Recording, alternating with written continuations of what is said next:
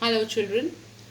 Children, in the last class, I had discussed about the appointment of president, and we were discussing about the union executive, and we were discussing about president and how he is important, how he is elected, and how he can be impeached. Now, today I'm going to talk about the powers of the president. Powers of the president can be grouped under these categories that I have written, that is the executive power, the military power, legislative, financial, judicial, and emergency and discretionary powers. Now, one by one, I'm going to explain. Now, in the exam, children, you can get each power, you can get a 4 mark or a 3 mark question that give any three executive powers of the president, or you can be also asked about how many powers or what kind of classification is there as to the powers of the president. So you should know the names of the powers, and you should know what all powers are there of the president under each heading. Okay, so once you view the video, please go through your book. It is very self-explanatory, but yes, I will be explaining it again. First is the executive power. Executive power means that the president has the power to appoint the leader of the majority party, which is the PM. So one is the PM, which the president, which is appointed by the president, sorry, the prime minister, which is appointed by the president. Then it is the union ministers. Okay, that of course the prime minister advises on who all should be the union ministers, and the president appoints them. Then the head of the state, which is the governor, who's the most important authority of the state. Governor is also elected by the president directly.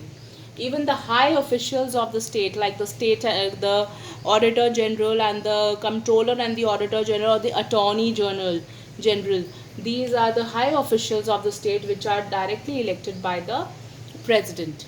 Then the judges of the Supreme Court and the High Court. So all these are the powers. Executive powers means what all functions,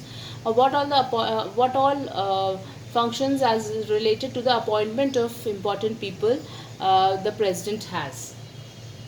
So I think executive powers are clear. Then military powers. Military powers, yeah, because president is called the supreme commander of forces. So he is the one who gives the command to our forces. So similar, therefore he can declare or he can even conclude war. So if he feels that the conditions are such that our country should declare war, so he gives the order. So he is the one who's ordering. Then again, it is in the name of the president that all the treaties which we sign with the other countries, it's of course the prime minister facilitates it, but the treaties are in the name of the president, all the treaties. Then comes the legislative powers. Legislative powers means related to the law. Okay, so the first and the foremost legislative power is that the president can summon or prorogue. Summon means to call. Okay, like the parliament, to call all the members of the parliament, or prorogue means to just postpone the meeting of the parliament. So it is in the hands of the president whether to postpone or to summon the parliament at any time.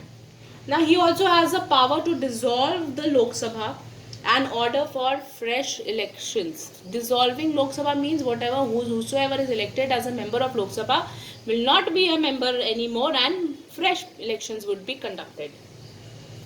Then he can also order for a joint session of both houses if there is a deadlock of a bill in the parliament. If in the parliament the upper house and the lower house, they are not agreeing to anything, so he can order for a joint session wherein both the houses can discuss the bill, or discuss about a bill which can become a law or not, or the discussion can happen jointly. Okay. Now children, a bill is again a proposition, means a proposal which is given to the government, and once the president gives his assent means approval. So the president's assent, once it is given to a bill, then that bill becomes a law. Okay, so the assent of the president is necessary. Also, children, among the legislative powers, it is the president also issues ordinances. Now, ordinances are kinds of orders or like laws only, which are valid for 6 weeks after the parliament meets again. So, generally, when parliament is not in session and any law is to be passed, then it is in the power of the president only that he can issue an ordinance which will be valid for 6 weeks only.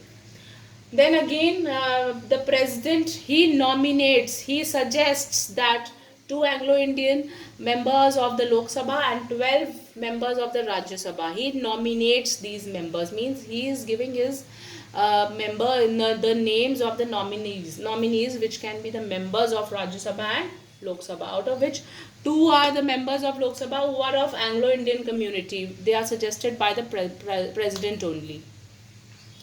Coming on to the financial powers. Financial means related to money. So the budget is presented in the parliament. The presentation of the budget is presented in the name of the president.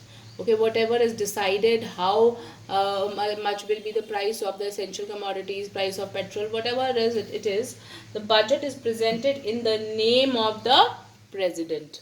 Okay, then money bills are introduced. All the money bills, they are introduced with the permission of president.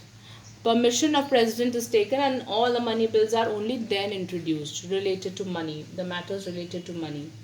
Then the president can also, if he feels that there is some kind of emergency or in case of any unforeseen expenditure which is not expected and an expenditure has happened, so he can grant an advance. Granting an advance means giving money as loan.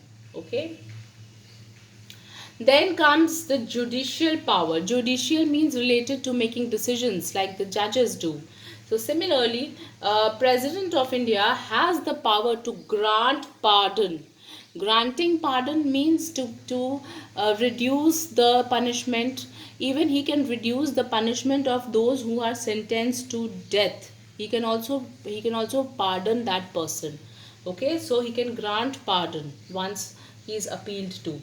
Then he is also not answerable to any court of law for his actions, except in the case of impeachment.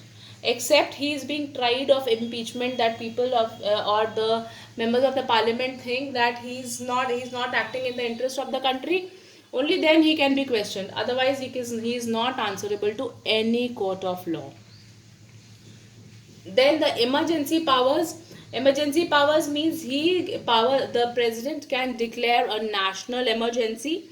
Okay, if he feels that the security of the country is threatened by external aggression.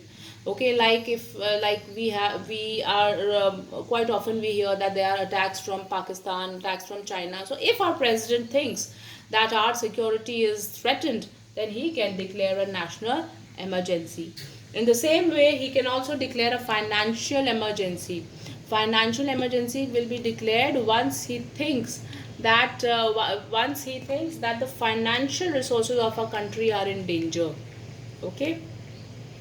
Then this is the president's rule. That means that if the government of the state cannot function according to the laws of the government, now if the president thinks that the prime minister is not functioning as per the laws which are fixed by made by the government, then he can impose a president's rule, meaning that the president will be the head of the country and he will rule.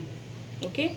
Now if you see, children, the powers of the president are many, but then again in consultation of the prime minister or in consultation of other ministers or his cabinet, the powers are tied, means that he has powers but he is just the nominal head. Actual head, he is not the actual head.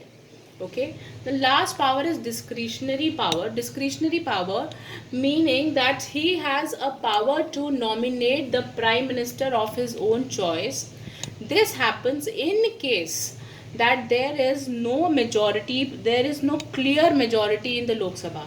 There is no party with clear majority and there is no coalition government also formed. Then it will be on the suggestion of the prime president The whatever he suggests, the prime minister will be chosen.